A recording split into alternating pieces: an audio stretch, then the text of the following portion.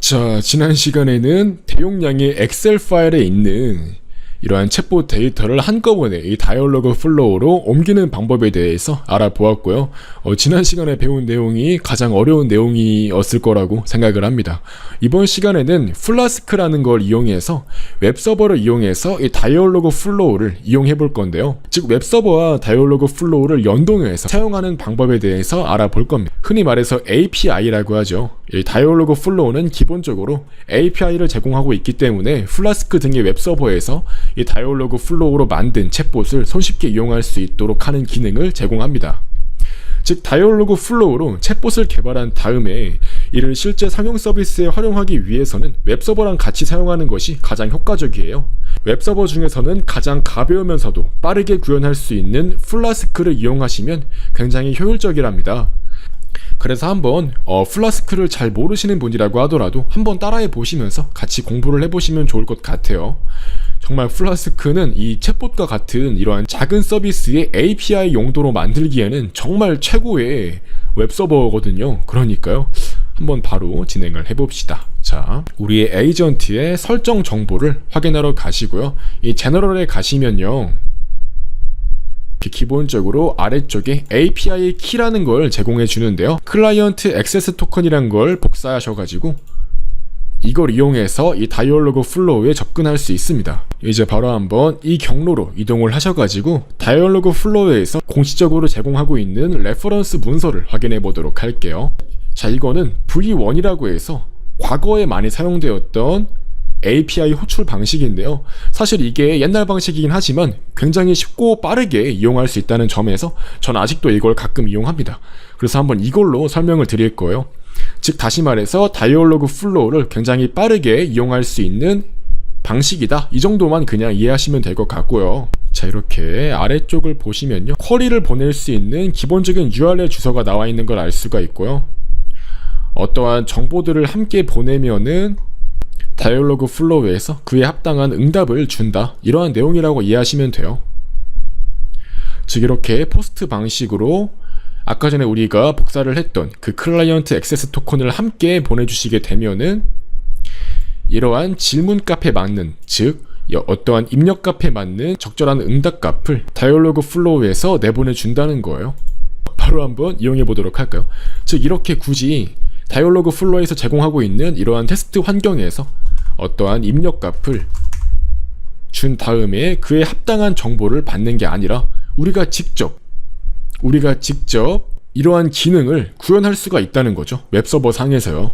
이 관련된 플라스크 소스 코드는 제가 미리 작성을 해놓았어요. 제 블로그에 133번 글을 보시면요, 이렇게 기본적으로 소스 코드를 작성해 놓았는데요. 간단하게 소스 코드를 리뷰해 드리도록 할게요. 자, 이렇게 데이터 헤더 부분에다가 아까 전에 공식 다이얼로그 플로우의 레퍼런스 사이트에서 확인했던 것과 마찬가지로 클라이언트 액세스 토큰을 헤더 값에 함께 패킷에 담아서 보내주셔야 되고요. 이렇게 getAnswer라는 함수 내에서 유저의 세션 값과 챗봇에 보낼 입력 값을 받아서 한 번에 데이터를 보낸다는 거죠. 아까 전에 확인했던 그 다이얼로그 플로그의 레퍼런스 API 주소와 동일한 걸 확인할 수 있고요. 이제 여기로 이러한 헤더 값과 사용자가 실질적으로 보낸 입력 값을 담아서 전송을 하겠다는 거예요. 그 다음 이제 웹서버의 상태 코드가 오류 상태로 나온다면 오류가 발생했다고 이렇게 출력하면 되고요. 그렇지 않고 성공적으로 응답을 받았다면 응답받은 그 문자열을 그대로 반환을 해준다는 겁니다. 즉 보시면은 레퍼런스는 이런 식으로 나와 있어요. 제이슨 형태의 어떠한 데이터 문서에서 리설트의 fulfillment의 스피치가 바로 챗봇이 실질적으로 내뱉은 응답이라는 거죠. 이제 그걸 그대로 이렇게 가져와서 보여주겠다는 소리고요. 이제 이거는 플라스크 웹서버의 전체 구현 소스 코드예요. 정말 간단하죠. 이렇게 짧은 코드로 웹서버가 동작한다는 거니까요. 아무튼 이렇게 기본 경로로 사용자가 get 방식 혹은 포스트 방식으로 유저 ID 값과 이 콘텐트 값을 입력을 하시면 순식간에 다이얼로그 플로우로 접근을 해서, 즉 챗봇에 이러한 입력 값을 그대로 넘겨주어서 그에 대한 응답 값을 바로 받아서 출력을 해주겠다는 거죠. 한번 이걸 그대로 복사해서 동작을 시켜보도록 할까요? 기본적으로 이걸 동작시키기 위해서는요, 자기 컴퓨터 내에 파이썬과 플라스크가 함께 설치가 되어 있어야 돼요. 그에 대한 상세한 정보는 저의 다른 강의를 참고하시면요, 확인할 수 있을 거고요. 사실 그냥 구글에 몇 번만 검색해 보셔도 금방 확인할 수 있을 거예요. 그냥 파이썬 설치하시고 플라스크 설치하셔가지고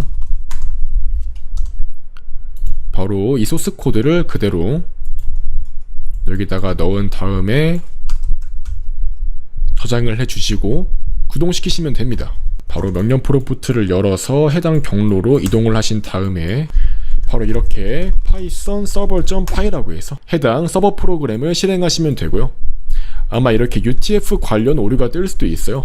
제가 너무 빠르게 실행하려다 보니까 그냥 저장을 해서 그런데요. 저장을 하실 때는 반드시 UTF-8 인코딩을 이용해서 저장할 수 있도록 합니다. 이렇게 다시 저장해 주신 이후에 실행을 해보시면요, 자, 성공적으로 서버가 동작하는 걸 확인할 수가 있고요. 자, 바로 한번 서버로 이렇게 접속을 해보시면 돼요. 기본적인 플라스크 웹서버의 포트 번호는 5000번이에요. 이렇게 브라우저로 들어가 보시면 맨 처음엔 당연히 오류가 발생하겠죠. 어떠한 매개변서도 보내지 않았기 때문에요. 그 다음에 이제 이렇게 유저 아이디 값에는 A라고 해서 그냥 어떠한 값을 넣어 주시고요. 이제 이렇게 콘텐트 값에다가 입력 값을 넣어주면 되겠죠. How many people in your family라고 해서 우리가 이전 시간에 넣어주었던 그러한 영어 대화 입력 문장을 넣어주도록 할게요. 그랬더니 이렇게 마찬가지로 오류가 발생하죠. 왜 오류가 발생할까요? 그 이유는 정말 간단합니다. 지금 서버 소스 코드를 보시면요, 이렇게 클라이언트 액세스 토큰을 넣어주지 않았어요. 그래서 오류가 발생하는 거고요. 아까 전에 복사를 했던 자신의 클라이언트 액세스 토큰을 이렇게 넣어주신 다음에 다시 이렇게 서버를 동작시켜 보도록 할게요. 그러면 이제 성공적으로 새로 고침을 했을 때 이렇게 사용자가 보낸 입력 문장을 웹서버가 처리해서 다시 다이얼로그 플로우로 보낸 다음에 그에 대한 응답을 받아서 이렇게 우리의 웹페이지에 띄워주는 것을 확인할 수 있었습니다. 즉 이렇게 아주 간단하게 플라스크 웹서버를 이용해서 매우 짧은 코드로 다이얼로그 플로우와 연동이 이루어진 거예요. 이상으로 해서 다이얼로그 플로우와 플라스크를 연동하는 방법에 대해서 알아보았습니다. 지금 보시면 이렇게 유저 아이디 값은 제가 아무거나 막 넣어놨는데요. 이제 이건 나중에 내부적으로 플라스크에서 어떠한 사용자의 세션 값을 처리하는 등으로 사용을 하시면 큰 문제가 없을 것 같고요. 이렇게 다이얼로그 플로우와 플라스크를 연동해보는 방법을 알아보았습니다. 이제 이를 활용해서 다음 시간에는 카카오톡 챗봇까지 한번 만들어 볼 거예요.